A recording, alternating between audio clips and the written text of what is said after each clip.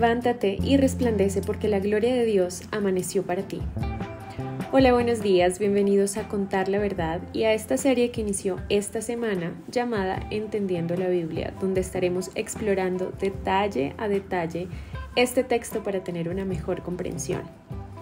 Ayer hablamos sobre por qué la Biblia se llama Biblia y vimos algunos datos sobre su origen.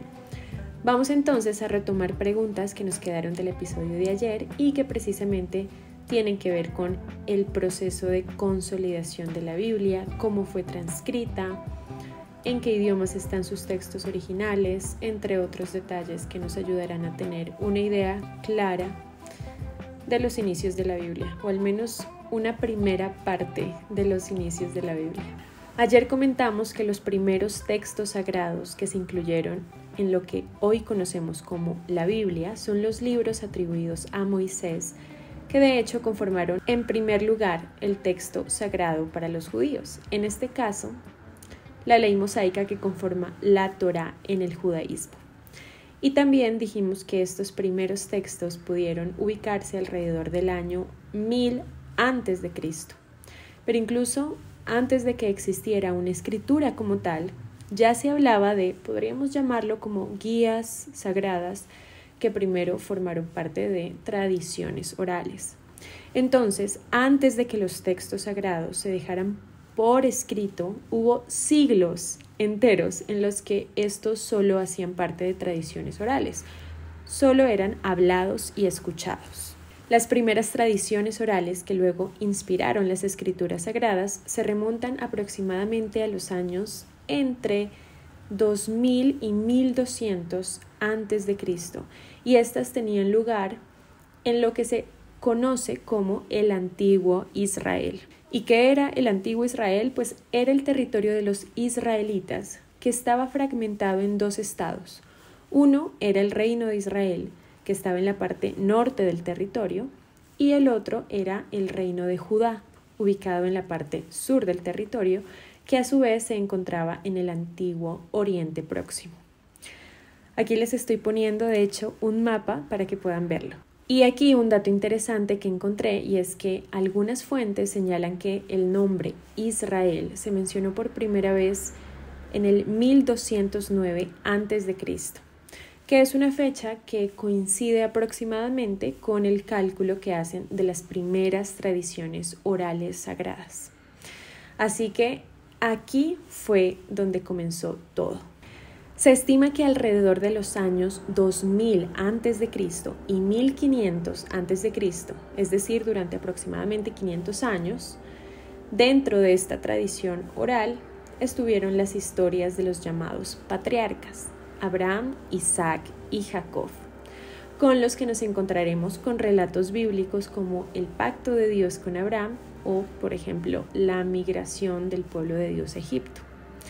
Después vendrían los libros de Moisés, que componen la Torá en la tradición judía y que, como lo hablábamos ayer, hacen parte de los libros del Antiguo Testamento de la Biblia. Esos libros son 5 y son Génesis, Éxodo, Levítico, Números y Deuteronomio. Y también son conocidos como el Pentateuco, libros de los que tanto en la fe judía como en la fe cristiana se consideran libros dictados directamente por Dios a Moisés en el monte Sinaí, pero que también, de acuerdo a algunos estudios, se podría presumir que terminaron de escribirse varios siglos después con la intervención de otros autores, por supuesto distintos a Moisés. Con el tiempo, las tradiciones orales y las primeras versiones escritas de las historias y leyes comenzaron a ser compiladas por sacerdotes, escribas y quienes fueron considerados profetas. Este proceso de redacción y edición de los textos sagrados fue gradual y se desarrolló a lo largo de varios siglos durante los que las sagradas escrituras eran copiadas letra por letra. Imagínense el trabajo que significaba eso. En esta época las escribían en papiro o pergamino. Y como decíamos, este proceso de redacción se desarrolló a lo largo de varios siglos. Por ejemplo, en el tiempo que comprende del siglo X al siglo VI a.C., fue la época de los reyes y los profetas, como los mencionábamos anteriormente. Durante el reinado de los reyes de Israel y Judá, y bajo la influencia de profetas, los textos sagrados comenzaron a ser escritos de manera más formal.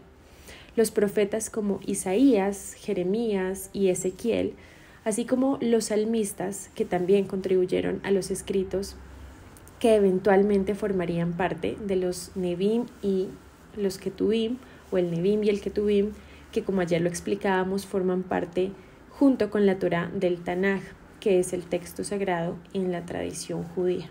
Durante el siglo VI a.C. también ocurrió un hecho muy importante para la consolidación de las escrituras sagradas, y ese hecho fue el exilio en Babilonia.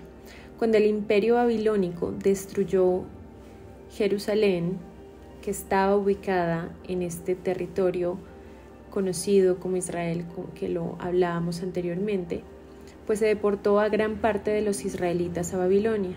Así que los judíos exiliados se vieron obligados a encontrar nuevas formas de preservar y consolidar sus creencias religiosas. Así que no es para nada cierta la creencia moderna de que la Biblia fue una simple reunión de textos escritos por algunos autores que luego se popularizó mágicamente, sino que tuvo también que resistir una serie de acontecimientos históricos para poder sobrevivir. Y sí, le debemos a los judíos esa resistencia que tuvieron para preservar estas escrituras que hoy podemos leer en la comodidad de nuestra casa, en nuestro sofá, con música suave de fondo. Pero la verdad es que no fue nada fácil el recorrido para que hoy pudiéramos tener eso. Wow, sé que es mucha información y por eso vamos a dejar este episodio aquí. Pero por favor, dejen sus comentarios, sus apreciaciones y todas las preguntas que puedan tener, porque eso es sin duda lo que nutre este tipo de conversaciones. Amado Dios, como lo dicen tus mismas escrituras, las que hoy estamos estudiando, de nada sirve la sabiduría si no hay amor. Hoy te pedimos que a nuestro entendimiento jamás le falte el amor, que todo este estudio que hagamos alrededor de ti nos sirva para entendernos como hermanos y como hijos tuyos con un propósito que sin amor no puede ser propósito. Te damos las gracias por la oportunidad de aprender, de analizar, de pensar y sobre todo por el enorme regalo de poder hacer todo eso en compañía de tu Espíritu, que es quien trae discernimiento y quien actúa de filtro de toda la información a la que podemos acceder. Gracias, amado Jesús, por traer tu luz a nuestras vidas, por poner claridad a nuestro caos y por amarnos como nadie podría hacerlo. Nos quedamos en tu presencia y te entregamos nuestro día para que sea el mejor de los días en tu voluntad. En Cristo Jesús. Amén. Hasta mañana y recuerda que este es el día que hizo Dios para ti. Ve, disfrútalo y alégrate.